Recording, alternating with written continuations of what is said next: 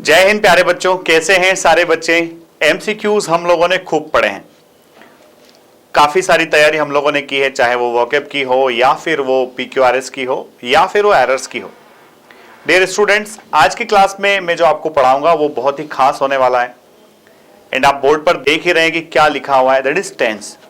तो टेंस एक ऐसा पार्ट है इंग्लिश का जहां हर कोई जूझता हुआ नजर आता है। हर किसी को लगता है कि यार सब कुछ बन जाता है, टेंस के क्वेश्चंस नहीं बनते। तो अगर आपने इसी उम्मीद से सर्च किया था कि टेंस के क्वेश्चंस आपसे बनने लगे और आप उस उम्मीद पर अगर आपको अपने आप को खरा उतारना है तो ये वीडियो पूरा आपको देखना होगा। इस पूरे वीडियो को देखने के बाद में आपको कभी भी ये नहीं लगेगा कि आपको टेंस नहीं आता है या फिर आपसे टेंस के क्वेश्चंस नहीं बनते। तो और एंड में मैं आपको यूज करना सिखाऊंगा कि किस टेंस का यूज कहां होता है, कैसे होता है और किन कंडीशन में एक सही सेंटेंस भी गलत हो जाता है। तो पूरे वीडियो को एंजॉय कीजिए, होप कि आपको मजा आएगा। तो सबसे पहले हम लोग देखते हैं टेंस। तो बच्चों यहां पर टू टर्म्स हैं। पहला टर्म है बच्चों टाइम और दूसरा टर्म है टेंस। तो आप लोग जो देखेंगे कि भाई ये टाइम और टेंस में अंतर क्या है, जनरली तो हम लोग एक साथ ही यूज करते हैं टाइम एंड टेंस। तो बच्चा आप देखोगे कि टाइम क्या है, तो टाइम जो है हमारे पास में किसी का past, present and future. Past, present और फ्यूचर, ये जो है ये टाइम है कि आप पास्ट में आज से छोटी क्लास में थे, प्रेजेंट पे आप किसी पर्टिकुलर क्लास में हो और फ्यूचर में आप इस क्लास को भी पास कर जाओगे और किसी नेक्स्ट क्लास में चले जाओगे। तो ये जो प्रेजेंट, पास्ट, फ्यूचर है, इट इंडिकेट्स टाइम। तो टाइम पता चल गया। अब इसके बाद आता है टेंस। तो ये टेंस है क्या? तो बच्चों आप जब देखोगे तो टेंस जो है ना, इसको आप सिंपलेस्ट फॉर्म में अगर बोलोगे तो आप बोलोगे कि ये जो है ये स्टेटस ऑफ एक्शन है। स्टेटस ऑफ एक्शन का मतलब क्या हुआ भाई? स्टेटस ऑफ एक्शन का मतलब हुआ कि आप जो एक्शन करते हो उस एक्शन की अभी फिलहाल के अंदर क्या स्थिति है। उस एक्शन के स्टेटस से आपको ये समझ में आता है कि अभी फिलहाल हो क्या रहा है। ठीक है, अब आप देखोगे एक्शन कौन करता है, तो एक्शन वर्ब करता है, यानी कि वर्ब के बेसिस पर टेंस डिसाइड होता है। अगर आपको वर्ब समझ लिया तो आपका टेंस बिल्कुल समझ में आ गया। वर्ब समझ में आते ही आपका टेंस क्लियर हो जाएगा। तो बच्चों यहां पर बेसिक डिफरेंस हमें समझ में आया कि टाइम क्या है। तो टाइम जो है आपका प्रेजेंट, पास्ट और फ्यूचर है। टेंस क्या है? तो टेंस का आपने मीनिंग समझ लिया, स्टेटस ऑफ एक्शन। एक्शन की अवस्था क्या है। ठीक है, एक्शन की अवस्था अगर आपको और अच्छे से समझना हो तो आप कह सकते हैं कि मैं रोज खाना खाता हूं। डेफिनेटली काम रोजाना होता है। आप किसी पर्टिकुलर टाइम पर खाना खा रहे हो तो दैट टाइम आपका जो वर्ब है, वो एक्शन जो है वो प्रोग्रेस में है। आप खाना खा चुके हो यानी कि आपका एक्शन कंप्लीट हो चुका है। तो आपने देखा कि स्टेटस ऑफ एक्शन में एक काम तो ऐसा है आपका जो रूटीन में होता है, मैं खाना खाता हूं। दूसरा एक काम ऐसा है जो जब आप बोल रहे हो तब प्रोग्रेस में है, यानी कंटिन्यूअस में खाना खा रहा हूं तो ये कंटिन्यूअस हो गया। एक काम ऐसा है मैं खाना खा चुका हूं तो ये आपका जो टेंस है ये क्या हो गया, परफेक्ट हो गया। तो बच्चों ये हिंदी से इंग्लिश पहचानना तो हमको पहले से आता है कि खाता हूं, खा रहा हूं, खा चुका हूं, इस सब से बात बन जाएगी और आपको टेंस आसानी से समझ में आ जाएगा। और अगर टाइम के साथ प्रोग्रेस में एक्शन दिया है तो वो परफेक्ट कंटिन्यूअस भी हो सकता है। तो आप देख रहे हो कि आपको अगर टेंस पहचानना है तो टेंस को आइडेंटिफाई करने के लिए आपको क्या करना पड़ेगा? टेंस अगर आपको पहचानना है तो आपको सीधे फोकस करना पड़ेगा वर्ब पर। क्यों? क्योंकि टेंस क्या है, स्टेटस ऑफ एक्शन, और एक्शन किससे पता चलता है, वर्ब से। तो अगर आपको टेंस आइडेंटिफाई करना है तो आप आइडेंटिफाई किसको कीजिए, वर्ब को। तो यहां से शुरुआत होती है हमारी यात्रा की कि सेंटेंस में कौन कौन से वर्ब होते हैं, वर्ब के बेसिस पर सेंटेंस को हम किस कैटेगरी में डिवाइड कर सकते हैं और उस वर्ब के बेसिस पर हम किस तरह से टेंस को आइडेंटिफाई कर सकते हैं। तो आइए चलते हैं यात्रा पर। तो on the basis of verb आप सबसे पहले देखिएगा बच्चों कि इसे कोई भी सेंटेंस अगर है बच्चा कोई भी सेंटेंस अगर है तो इस सेंटेंस में तीन चीजें बड़ी जरूरी है और बड़ी इंपॉर्टेंस रखती है। सबसे पहला है उस सेंटेंस का सब्जेक्ट। तो आप देखोगे बच्चा कि सेंटेंस का जो सब्जेक्ट है, ये सब्जेक्ट कौन होता है? डूअर होता है। काम करने वाला जो व्यक्ति होता है ना, उसको आप सब्जेक्ट कहते हो। ठीक है, काम करने वाले व्यक्ति को सब्जेक्ट कहते हो। सब्जेक्ट क्या होता है? डूअर। ठीक है, सब्जेक्ट के बाद आता है वर्ब। इस वर्ब को भी आप टू पार्ट्स में लिख सकते हो, helping verb and main verb. ठीक है, और लास्ट में आता है आपका ऑब्जेक्ट। तो आप देख रहे हो बच्चा कि सेंटेंस का जो सब्जेक्ट है, सब्जेक्ट यानी कि काम करने वाला बंदा या पर्सन, उसको आप डूअर कहते हो। और ऑब्जेक्ट कौन होता है? जो वर्ब के एक्शन को रिसीव करता है, तो आप इसको रिसीवर बोलेंगे। तो एक सेंटेंस में सब्जेक्ट भी है और ऑब्जेक्ट भी है। हो सकता है दोनों एक साथ हो या फिर हो सकता है ऑब्जेक्ट ना हो। ठीक है, पर आपने देखा कि सब्जेक्ट और ऑब्जेक्ट, सब्जेक्ट कौन है? डूअर, ऑब्जेक्ट कौन है? रिसीवर। किसको रिसीव करता है? एक्शन को जो रिसीव करता है। जैसे कि अभी आप देखोगे आई एम टीचिंग यू, तो आई एम टीचिंग यू में बेटा आप लोग देख रहे हो कि आई एम टीचिंग यू, इसमें आपने देखा कि आई जो है ना वो डूअर है, मैं काम कर रहा हूं, ये आपका हेल्पिंग वर्ब, मेन वर्ब, और मैं टीच किसको कर रहा हूं? आपको। तो इस टीच एक्शन को रिसीव कौन कर रहे हो? आप। तो आप क्या हो गए? रिसीवर। तो आपने इस तरह से बहुत आसानी से समझ लिया कि सब्जेक्ट क्या होता है और ऑब्जेक्ट क्या होता है।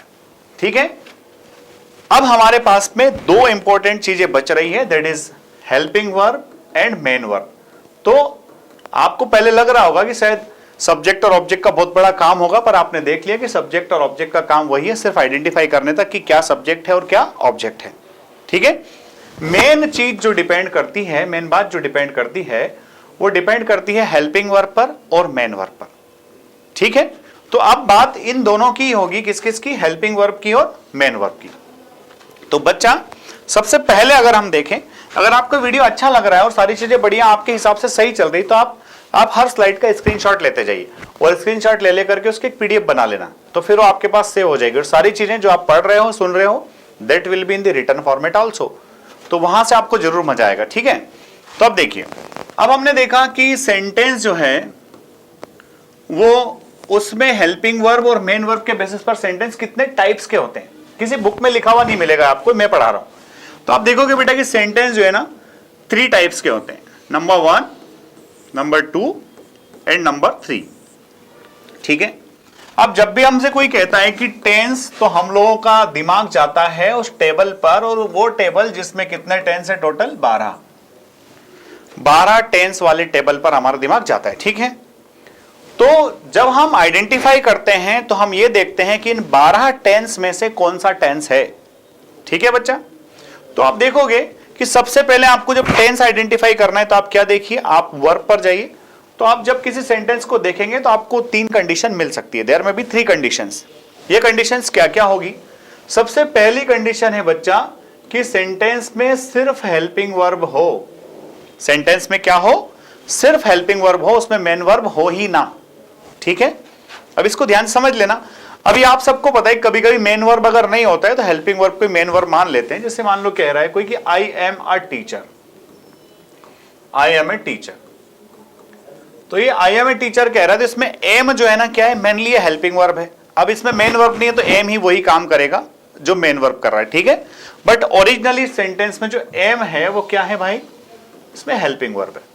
तो सेंटेंस को सबसे पहले जब आपने देखा तो आपको सबसे पहले आपका फोकस जो था वो वर्ब था, और जब वर्ब पर आपने फोकस किया तो आपको उस सेंटेंस में सिर्फ हेल्पिंग वर्ब मिला, मेन वर्ब उसमें है ही नहीं, सिर्फ क्या है? Helping verb.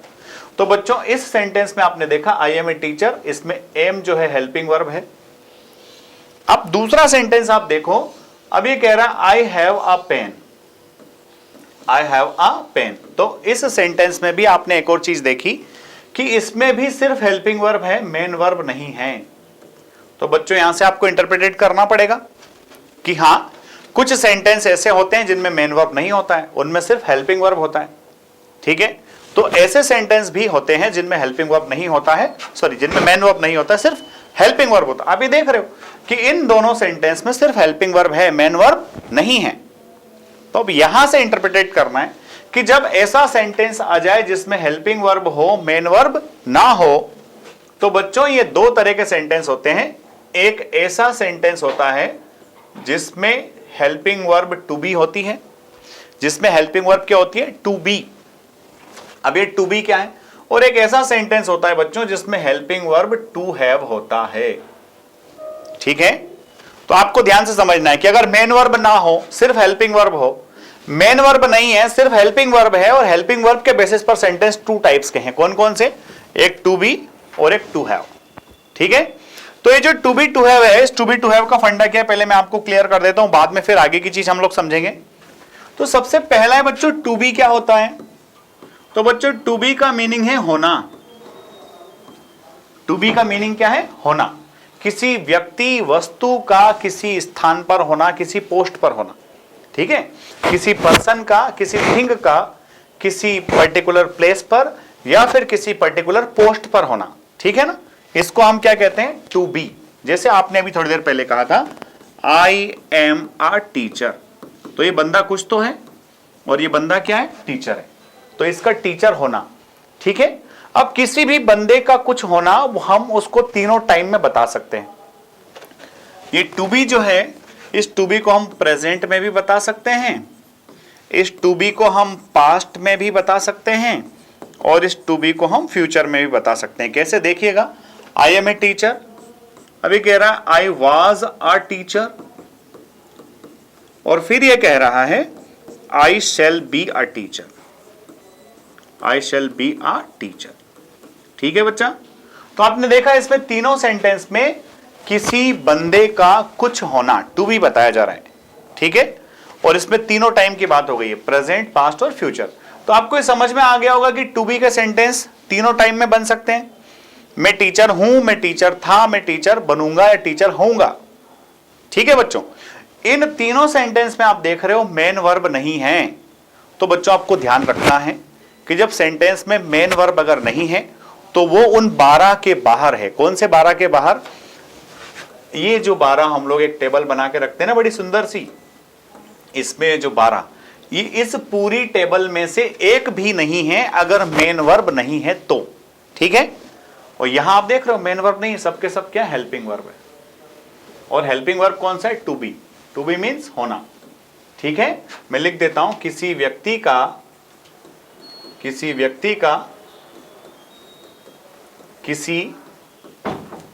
किसी प्लेस पर, किसी पोस्ट पर, या फिर वो खुद कुछ होना। ठीक है, अब आप कुछ भी कह सकते हैं। ठीक है, Modi ji is our prime minister. ठीक है, आप कह सकते हैं Rohit Sharma is our captain. तो इसमें कुछ होना बता रहा आप। ठीक है, तो ये टू बी हुआ। अब इस टू बी के बाद आप देखोगे बच्चों, तो टू बी आई थिंक आप लोगों का क्लियर हो गया होगा कि टू बी क्या होता है। टू बी मतलब नॉर्मली किसी व्यक्ति का कुछ होना। इसमें हम प्रेजेंट टेंस में इज एम आर का यूज करते हैं, पास्ट टेंस में हम लोग वाज और वर का यूज करते हैं, और फ्यूचर में हम लोग विल बी, शैल बी का यूज करते हैं। तो आप लोगों को ध्यान रखिएगा, अभी तक जनरली कई सारे बच्चे क्या करते हैं, इज एम आर देखा और कंटिन्यूअस बोल देते हैं, है ना, वाज वर देखा और पास्ट कंटिन्यूअस बोल देते हैं। तो आपको ध्यान रखना है कि सिर्फ हेल्पिंग वर्ब के बेसिस पर हमें इस टेबल के अंदर वाले किसी टेंस का नाम नहीं लेना है। तो आपका फर्स्ट कॉन्सेप्ट क्लियर हुआ? अगर हो गया है तो आप कमेंट बॉक्स में जरूर लिख दीजिए yes sir it is clear. तो आप लोग देखोगे कि अगर सिर्फ हेल्पिंग वर्ब है तो सेंटेंस दो तरह के होते हैं, एक होता है टू बी और एक होता है टू हैव। अभी हैव में क्या बताता है बच्चों? टू हैव में पोजीशन बताता है। टू हैव में क्या बताता है? पोजीशन। पोजीशन का मतलब क्या होता है? अधिकार। पोजीशन का मीनिंग क्या होता है? अधिकार। पहले आप कह रहे थे कि मैं कुछ हूं, अब कह रहे हो कि मेरे पास कुछ है। ठीक है, पहले आप कह रहे थे कि आई एम ए टीचर, अब आप कह रहे हो क्या? I have a pen, I have a pen, मेरे पास पेन है, मतलब मेरे पोजीशन में है, मेरा अधिकार है उसके ऊपर, आई हैव ए पेन। ठीक है, तो अब आप इसको देखोगे तो आपने जैसे देखा कि टू बी के जो सेंटेंसेस हैं वो तीनों टेंस में हो सकते हैं, तीनों टाइम में हो सकते हैं, प्रेजेंट, पास्ट और फ्यूचर में। उसी तरह से टू हैव भी जो है आपका, ये टू हैव यानी कि आपके पास कुछ होना, और आपके पास कुछ होना जो है ये टू हैव है तो इसके टाइम तीनों हो सकते हैं, प्रेजेंट, पास्ट और फ्यूचर। तो जब हम टू हैव का सेंटेंस लिखते हैं तो प्रेजेंट में हम लोग हैज हैव का यूज करते हैं, पास्ट में हम लोग हैड का यूज करते हैं, और फ्यूचर में हम लोग विल हैव या फिर शैल हैव का यूज करते हैं। आप देखिएगा कैसे, आप देखोगे I have a pen, I have a pen, तो आई हैव ए पेन। अब आप इसको ऐसा तो नहीं लिख सकते आई एम ए पेन। अगर किसी ने बोल दिया आई एम ए पेन तो मैं पेन हूं, तो पेन हूं क्या भाई? मैं पेन नहीं हूं, मेरे पास पेन है, आई हैव ए पेन, ठीक है ना। जैसे कोई कहता है कि आई हैव पावर, ठीक है ना। अब देखो वो ऐसे तो कह सकता है आई एम पावरफुल, क्योंकि मैं पावरफुल हूं, ठीक है, पर मैं खुद पावर नहीं हूं, मेरे पास पावर है, आई हैव पावर, ठीक है। अब इसी को अगर आप पास्ट टाइम में बोलना चाहोगे आई हैव ए पेन तो हो जाएगा I had a pen, I had a pen, मेरे पास पेन था, आई हैड अ पेन, ठीक है। और अगर इसी को आप फ्यूचर में बोलना चाहोगे तो आप इसको बोल सकते हो, जैसे आप लोग, आप में से मैक्सिमम बच्चे जो फौज की तैयारी कर रहे हैं, आर्म फोर्सेस की तैयारी कर रहे हैं, तो आर्म फोर्सेस में जब आप जाओगे तो डेफिनेटली आपके हाथ में वेपन होंगे, आपके हाथ में गन होगी, तो आप क्या बोल सकते हो? I shall have a gun, I shall have a gun, ठीक है बच्चों। तो आप ध्यान रखिएगा यहां पर सेंटेंस आइडेंटिफाई करना कितना आसान है कि भाई मेन वर्ब तो है ही नहीं, सिर्फ हेल्पिंग वर्ब है, और उस हेल्पिंग वर्ब के बेसिस पर हम समझ गए कि जब मेन वर्ब ना हो, हेल्पिंग वर्ब हो, तो जब अकेला हेल्पिंग वर्ब होता है तो टू टाइप के सेंटेंसेस हो सकते हैं। पहला टाइप होता है टू बी, टू बी का मतलब व्यक्ति का खुद का कुछ होना, और टू हैव का मतलब व्यक्ति के पास कुछ होना। अब आप कोई भी एग्जांपल ले सकते हो, आप कह सकते हो मैं क्रिकेटर हूं, तो आप बोलोगे आई एम अ क्रिकेटर, मेरे पास बैट है, आई हैव ए बैट, ठीक है। अगर मैं ड्राइवर हूं तो I am a driver, I have a car. इस तरह से आप टू बी और टू हैव के सेंटेंस को फ्रेम कर सकते हो। तो यहां से हमारी परेशानी दूर हुई है। वो परेशानी ये दूर हुई है, जिसे कोई कह रहा था he is my friend, he is my friend, और उससे पूछा बताओ भाई टेंस कौन सा है, तो बंदे ने टेंस, तो उसने क्या कर रहा था, इजेमार के बेसिस पर वो सीधे कंटिन्यूअस बोल रहा था। भाई कंटिन्यूअस की बात ही नहीं हो रही है। क्यों नहीं हो रही? क्योंकि हमने जब इसका टेंस आइडेंटिफाई करने की कोशिश की तो यहां तो हमें सिर्फ हेल्पिंग वर्ब मिला, और जब हेल्पिंग वर्ब मिला है तो फिर यहां पर हमको पता चल गया क्या कि वो 12 में से एक भी नहीं है, ठीक है। हाँ, इसको हम प्रेजेंट सिंपल जरूर कह सकते हैं, पर आप प्रेजेंट सिंपल से भी अच्छा होगा, आप इसको क्या बोलिए, टू बी है, प्रेजेंट का टू बी, ठीक है। तो प्रेजेंट का टू बी हो गया, ही इज माई फ्रेंड। आप देखोगे कि उसके पास कुछ है, he has a book, he has a book, ठीक है बच्चा, ही हैज ए बुक। अब इस ही हैज ए बुक में उसके पास बुक है। अब कई बार क्या होता था, बच्चा क्या करता था, हैज और हैव देख करके परफेक्ट बोल देता था। अब भाई देखो, अकेला हैज है परफेक्ट भी थोड़ी होता है, ठीक है ना। परफेक्ट के लिए भी क्या चाहिए, वर्ब चाहिए। यहां आपको मेन वर्ब मिल रहा है क्या, नहीं मिल रहा है, तो ये फिर क्या है, ये प्रेजेंट सिंपल है। कौन सा प्रेजेंट सिंपल है, टू बी के बाद में टू हैव, ठीक है। दिस सेंटेंस जो belongs to be, this sentence belongs to have. तो बच्चों, आप में से कई सारे बच्चों ने कॉन्सेप्ट पहली बार समझा होगा, पहली बार देखा होगा। पढ़ते तो खूब आ रहे हैं, पर इसमें एग्जैक्टली है क्या, इसको एग्जैक्टली बोलेंगे क्या, we are knowing this first time. Clear है इतना? अगर आपको ये क्लियर है तो फिर हम आगे बढ़ते हैं। तो आप लोग देखोगे कि इसमें आपने पहला तो देखा था कि भाई सेंटेंस में सिर्फ हेल्पिंग वर्ब है, सेंटेंस में सिर्फ हेल्पिंग वर्ब है, और जब अकेला हेल्पिंग वर्ब है तो हेल्पिंग वर्ब के बेसिस पर हमारे पास में टू टाइप्स के सेंटेंसेस हैं, एक तो टू बी का है और एक टू हैव का है, ठीक है। और इस टू बी टू हैव के लिए हम लोग इंडेफिनिट, कंटिन्यूअस, परफेक्ट कंटिन्यूअस सारे टर्म्स का यूज नहीं करेंगे। ये टू बी टू हैव जो है ये प्रेजेंट सिंपल है, पास्ट सिंपल है, फ्यूचर सिंपल है, इस तरह से हम लोग बात कर सकते हैं, ठीक है। तो आपने देखा कि टू बी में भी तीनों होते हैं, present past future, to have में भी तीनों होते हैं, प्रेजेंट पास्ट फ्यूचर, ठीक है। अभी तक हमारे पास मेन वर्ब आया नहीं है। ये सारी बातें हमने की है हेल्पिंग वर्ब के बेसिस पर, ठीक। अब आगे देखो कि अगर हमने सेंटेंस देखा और सेंटेंस में हमें हेल्पिंग वर्ब नहीं मिलता है, सिर्फ मेन वर्ब मिलता है। सिर्फ क्या मिला है बच्चा, मेन वर्ब। आप देख रहे हो बच्चों, जब सेंटेंस में सिर्फ मेन वर्ब हो, मैं आपको एग्जांपल लिख रहा हूं, ये एग्जांपल है, I teach English, I teach English, ठीक है। और दूसरा आई एट फूड। तो आप देखेंगे बच्चा कि दोनों ही सेंटेंसेस में हेल्पिंग वर्ब नहीं है। अब देखिए इनका नेगेटिव या फिर इंटरोगेटिव होता, नेगेटिव इंटरोगेटिव होता तो हेल्पिंग वर्ब भी आ जाता, और जब हेल्पिंग वर्ब आ जाता तो पहचान थोड़ी आसान हो जाती। पर अभी हम बात कर रहे हैं अफर्मेटिव की। सेंटेंस अफर्मेटिव है, हेल्पिंग वर्ब नहीं है, आइडेंटिफिकेशन होगा। अब हमने देखा तो हमारे पास सिर्फ एक चीज है, दैट इज मेन वर्ब, ठीक है। तो आप देख रहे हो कि सेंटेंस नंबर 1 में भी मेन वर्ब है और सेंटेंस नंबर 2 में भी मेन वर्ब है, ठीक है बच्चों। तो आपको ध्यान में रखना है कि जब हम सेंटेंस को देखें और सेंटेंस को देखने के बाद में हमें सिर्फ क्या मिले, सेंटेंस को देखने के बाद में हमें सिर्फ मिले मेन वर्ब।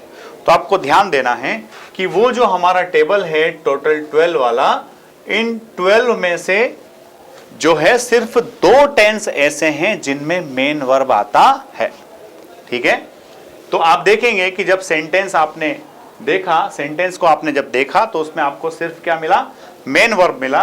जब आपको सेंटेंस में मेन वर्ब मिला तो आप कह सकते हो कि जो टोटल 12 हैं इनमें से सिर्फ 2 हो सकते हैं। टोटल 12 में से कितने, सिर्फ 2, ठीक है। और सिर्फ इंडेफिनिट एक ऐसा टेंस है जो बिना हेल्पिंग वर्ब के हो सकता है। कौन सा, इंडेफिनिट, ठीक है। अब कौन सा इंडेफिनिट होगा ध्यान रखिएगा। तो जब आपने देखा कि मेन वर्ब है और मेन वर्ब फर्स्ट फॉर्म में है, मेन वर्ब किस फॉर्म में, फर्स्ट फॉर्म में, या फिर मेन वर्ब फिफ्थ फॉर्म में।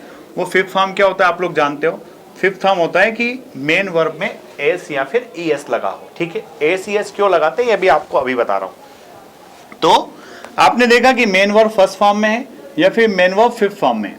तो ध्यान रखिएगा बच्चा, अगर मेन वर्ब फर्स्ट फॉर्म में है तो उसका जो टेंस है that will be present indefinite. उसका टेंस क्या होगा मेरे बच्चे, उसका टेंस होगा प्रेजेंट इंडेफिनिट। प्रेजेंट इंडेफिनिट कब होगा, जब मेन वर्ब फर्स्ट फॉर्म में हो। ध्यान रखिएगा, जब मेन वर्ब फर्स्ट फॉर्म में हो या फिर उसमें एस लगा हो, जिसको आप फिफ्थ फॉर्म कहते हो, तो मेन वर्ब या तो फर्स्ट फॉर्म में होगा या फिर उसमें एस लगा होगा। अगर ये दोनों कंडीशन में से कोई एक कंडीशन है, टेंस जो है वो अल्टीमेटली क्या होगा, प्रेजेंट इंडेफिनिट। अभी हम डूडस की बात नहीं करेंगे क्योंकि डूडस जब आ गया तो डूडस के बेसिस पर तो प्रेजेंट इंडेफिनिट समझ में आ ही जाता है, ठीक है। तो आपने देखा कि हम जब सेंटेंस को देख रहे थे, सेंटेंस को जब हमने देखा तो इस सेंटेंस में हमें सिर्फ क्या मिला, इस सेंटेंस में हमें सिर्फ मेन वर्ब मिला। और जब सिर्फ मेन वर्ब होता है तो 12 में से 2 की पॉसिबिलिटी बनती है। इन 12 में से 2 कौन कौन से हो सकते हैं, इन 12 में से 2 जो है वो दोनों के दोनों इंडेफिनिट होते हैं। अगर फर्स्ट फॉर्म आए तो वो प्रेजेंट इंडेफिनिट होता है, अगर सेकंड फॉर्म आए, अगर वर्ब का सेकंड फॉर्म आए तो वो पास्ट इंडेफिनिट होता है, ठीक है बच्चा। तो आपका एक कॉन्सेप्ट और यहां से क्लियर हो गया कि अगर सेंटेंस में सिर्फ मेन वर्ब दिया हो, हेल्पिंग वर्ब ना हो, इस मेन वर्ब के बेसिस पर हमारे पास 2 टेंस हो सकते हैं। एक तो हो सकता है प्रेजेंट इंडेफिनिट और दूसरा हो सकता है पास्ट इंडेफिनिट। दूसरा क्या हो सकता है बच्चों, पास्ट इंडेफिनिट, ठीक है। तो अब शायद किसी को डाउट ना रहे कि प्रेजेंट इंडेफिनिट कैसे पहचाने और पास्ट इंडेफिनिट कैसे पहचाने। कुछ नहीं करना है, सबसे पहले जो सेंटेंस लिखा है उस सेंटेंस के वर्ब को देखो, आप उसमें देखो मेन वर्ब है क्या, और फिर देखो कि हेल्पिंग वर्ब क्या प्रेजेंट और पास्ट इंडेफिनिट से रिलेटेड है। अगर है तो ऑटोमेटिक समझ में आ जाएगा, और अगर नहीं है तो फिर हम मेन वर्ब के फर्स्ट फॉर्म और मेन वर्ब के सेकंड फॉर्म के बेसिस पर आसानी से आइडेंटिफाई कर लेंगे कि टेंस कौन सा है, ठीक है। तो आप देखिए इधर ये कह रहा है he speaks English, he speaks English. तो आपने इसमें देखा when you are identifying the sentence, sentence को जब आइडेंटिफाई करोगे तो आपने क्या किया, आपने देखा कि भाई इधर तो मेन वर्ब है और ये मेन वर्ब कौन से फॉर्म में है, ये मेन वर्ब का फर्स्ट फॉर्म है, इसमें एस लगा है, आप इसको फिफ्थ फॉर्म भी कह सकते हो। तो मेन वर्ब जब फर्स्ट फॉर्म में हो और उसमें एस लगा हो तब क्या होगा, तब टेंस जो है वो प्रेजेंट इंडेफिनिट, प्रेजेंट इंडेफिनिट, ठीक है मेरे बच्चों। और अगर इसी तरह से आपने देखा he called me, he called me, ठीक है बच्चों, तो आपने देखा ये कॉल्ड जो है कौन सा फॉर्म है, वर्ब का सेकंड फॉर्म है, और वर्ब का सेकंड फॉर्म जो है वो सिर्फ और सिर्फ किस में आता है, वो सिर्फ आता है पास्ट इंडेफिनिट टेंस में। किस में आता है, पास्ट इंडेफिनिट टेंस में। ठीक है, तो अब मुझे बताओ कि आपको इतना समझ में आ गया है क्या, और ये वीडियो इसके बाद आपको पढ़ना है क्या। अगर इसी तरह से थ्योरी पढ़ना है तो आज के आज ही मुझे 50 कमेंट्स चाहिए इस वीडियो पर। अगर 50 कमेंट्स आ गए तो डेफिनेटली इसी तरह से मैं पूरी थ्योरी आपको रिकॉर्डेड फॉर्म में आपको उपलब्ध करा दूंगा, और उसके बाद इंग्लिश आपकी सोच से बाहर नहीं जाएगी। तो आपके हाथ में है कि क्या इस तरह के रिकॉर्डेड वीडियोस आपको चाहिए। अगर चाहिए तो आप कमेंट बॉक्स में जाइए और कमेंट कीजिए। जय हिंद, जय भारत, इनकलाब जिंदाबाद, भारत माता की जय।